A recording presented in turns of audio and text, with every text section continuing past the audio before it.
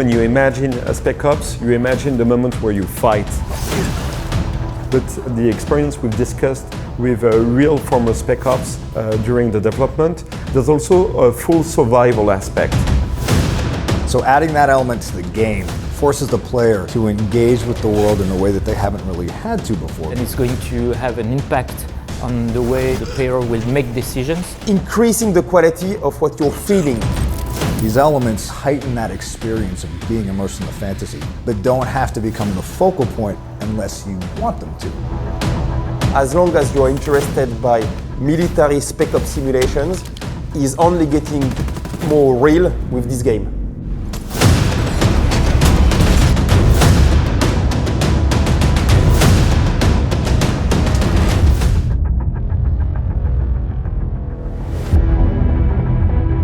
We are on a mission with Ghost Recon to recreate how it is to be a Spec Ops behind enemy lines. And the feelings you have can be linked to the open world like with Wildlands, but can also, on top of this, linked to what you feel in survival situations. The survival aspect of this game was a real focal point in the development.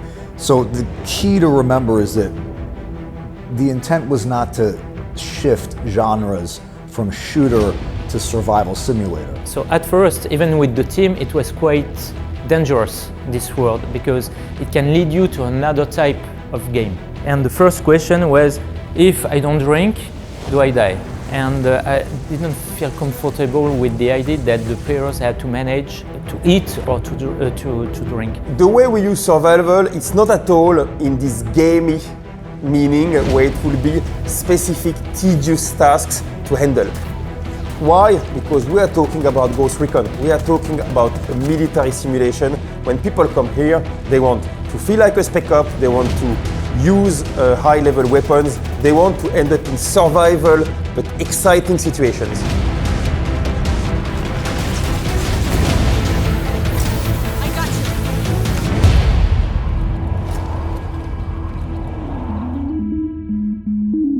Wildlands, it was a massive open world, very exciting to play in, but sometimes the people said, you know what, I don't really feel in danger, and it was reducing the quality of the simulation. By adding those elements, we're actually increasing the quality of what you're feeling, but we are not going against our pillars. This is not a survival game, it's more about imagination. It led us to the idea that maybe it could be a positive gameplay. If you manage the right way, if you find food, if you are able to craft, then it will give you more advantages. The important thing was to immerse the player in a world that feels more real. The survival elements are a great aspect of that because in combat, like in any sort of physical endeavor, fatigue, hunger, dehydration, these are very real elements that you have to contend with. There is the time that you spend traveling in a very hostile environment, when you are wounded and that you have to heal yourself, the time you spend resting and preparing for battle, and this is the feeling of survival that we wanted to bring. A way to understand how we are integrating elements like hunger or thirst in our game system is to talk about the bivouac.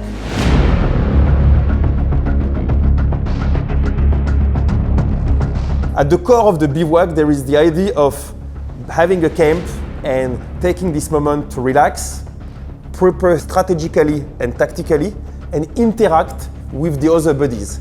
It's the moment where you can exchange stuff with other Spec Ops. It's the moment where you can choose some temporary buffs. And it's the moment where you can basically heal yourself for the next action. And there are 3 levels of injury. The very first doesn't affect you that much. It's more the animation, it's more a feeling. But the second one and the third one, they have strong gameplay consequences. And for instance, if you are injured at the level 3 of injury, yes, you can move, but it's very painful and you can only use your handgun. And if you are hunted by the wolves, it becomes very, very hard. It may lead you to the game over. For us, it was very important to balance the feeling of power that you have being an elite soldier and at the same moment showing that you can be vulnerable.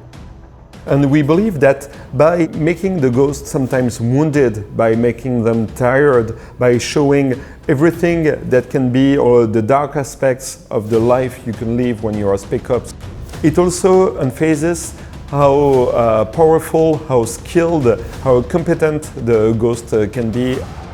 Everything is a matter of contrast, and showing their vulnerability also shows better the moment where you shine.